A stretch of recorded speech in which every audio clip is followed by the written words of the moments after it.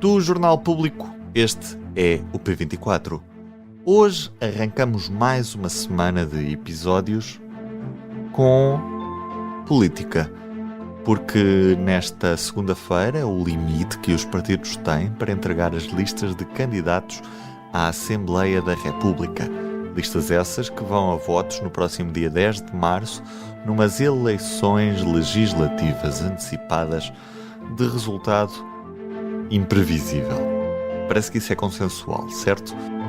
O que não é tão consensual assim é a avaliação que fazemos destas listas e dos nomes que já são conhecidos, mas para este P24 resolvi trazer a jornalista Ana Sá Lopes, que está comigo via telefone para conversarmos sobre, afinal, quais são as surpresas e as principais decepções destas listas eleitorais.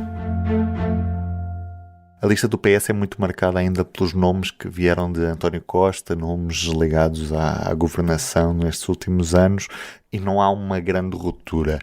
Era o esperado para Pedro Nuno Santos? Eu acho que ninguém esperaria que Pedro Nuno Santos conseguisse fazer uma lista de deputados mais costista que o próprio António Costa seria capaz de fazer. Acho que era impossível.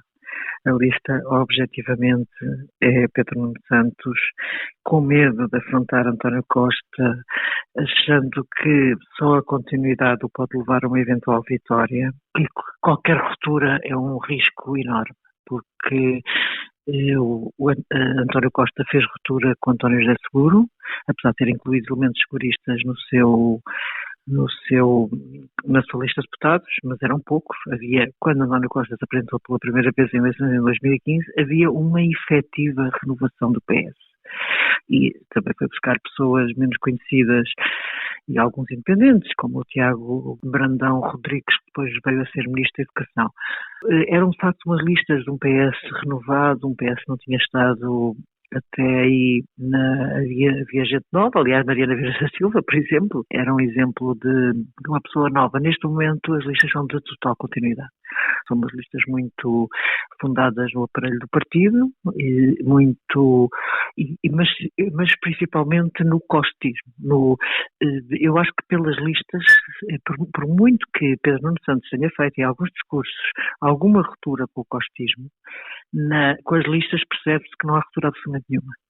Que de facto são estes 8 anos que vão a votos efetivamente, e vamos lá, há quem diga que as listas não interessam para nada, que as pessoas vão votar em Pedro Nuno Santos apenas na sua personalidade. Aliás, foi essa a razão que levou o Presidente da República a dizer que não ia, que se António Costa saísse provocaria eleições, porque ele achava que as eleições eram personalizadas no líder.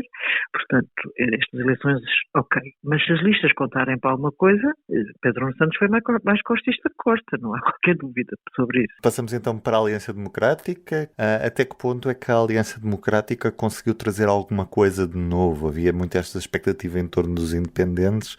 Será que foi conseguida? Acho que também não trouxe muito de novo, não é? Não trouxe assim, não há assim novidades daquelas, não são listas que façam a pessoa, não são listas de fazer parar o trânsito ao eleitorado, sem dúvida nenhuma, mas apesar de tudo foi buscar Alexandre Homem Cristo, que é um especialista de Direito à Educação, que foi agora chamado para a política. O PSD tem uma tradição diferente do PS, mesmo assim, que o PSD varre os anteriores.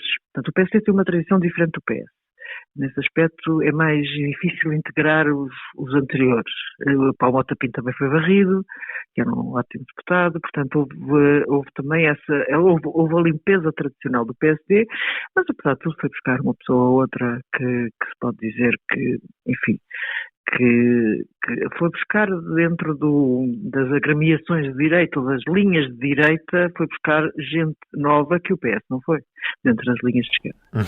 O Chega foi recrutar para outros partidos, nomeadamente para o PSD. Isso mostra que o Chega tem muita dificuldade de recrutar quadros. Tem o nome de André Ventura e depois tudo à volta é uma grande nuvem, não é?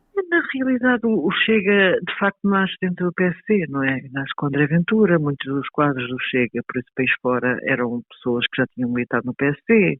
Agora, agora é mais notícia, porque estamos a falar de pessoas que foram deputados, não é? Porque se formos olhar para as pessoas militantes do Chega eles já estavam, de certa maneira, alguns, aliás, o caso dos Açores é paradigmático, já estavam enquadrados no PSD ou no CDS. Muitos já estavam. Portanto, agora foi buscar, de facto, como já uma vez falámos no Soundbite, foi buscar a linha deputados mesmo. Agora aconteceu isto com o Manuel de Abreu, que entretanto foi despedido, mas Rui Cristina, que assim vai tentar fazer o máximo naquela ideia de que é um partido parecido com o PSD. Mas, de facto, a verdade é que tanto André Ventura, que foi dirigente do PSD, candidato a Presidente da Câmara, e muito do seu recrutamento anterior já era do PSD. Ana, pergunto-te também, nos outros partidos, se há alguma surpresa ou algum dado que queres salientar? Acho interessante, por exemplo, o António Filipe, que é um deputado histórico do PCP, um jurista, não foi eleito há 2 anos em Santarém e desta vez é o número 2 em Lisboa, que é um lugar totalmente certo de eleição. Ao mesmo tempo dá aquela a sensação de que o PCP já desistiu de Santarém.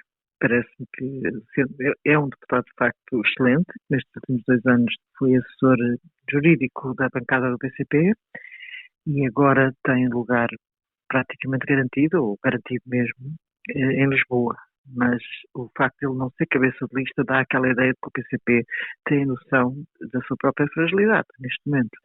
Do Bloco, pronto, a Marisa Matias e José Guzmão são candidatos de cabeça de lista, Marisa Matias pelo Porto e José Guzmão por Faro. Portanto, há uma mudança, percebe-se por estas listas que vai haver uma mudança no Parlamento Europeu do Bloco de Esquerda.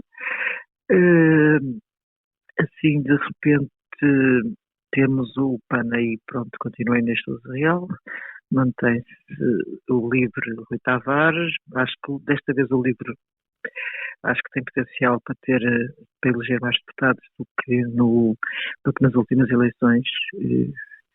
Vamos ver, mas são as eleições onde o voto útil não será tão como nas outras, depende um bocadinho da campanha, do que for a campanha do PS. Mas, pelo menos até agora, Pedro Nuno Santos não tem feito o apelo ao voto útil do PS como António Costa fez há 2 anos. Portanto, dará ali, provavelmente muitas pessoas poderão ir votar livre e eu acho que o livre vai crescer nestas eleições. Ana, cá estaremos todos os dias para comentar no Soundbite ao final da tarde, segunda a sexta. Um beijinho, Ruben. Obrigada. Obrigado. Este é um dos principais temas do Público nesta segunda-feira, dia em que também olhamos para a forma como os gigantes digitais querem combater a desinformação nas eleições deste ano, nas várias eleições, para a vitória da França no Europeu de Handball e também para as promessas políticas que foram feitas neste fim de semana. Entre as mais evidentes, a promessa do PS de tornar gratuitas de novo as antigas SCUT. Eu sou o Ruben Martins, o P24 de hoje teve como convidada a Ana Sá Lopes. A música é da Ana Marques Maia. Tenha um bom dia e até amanhã.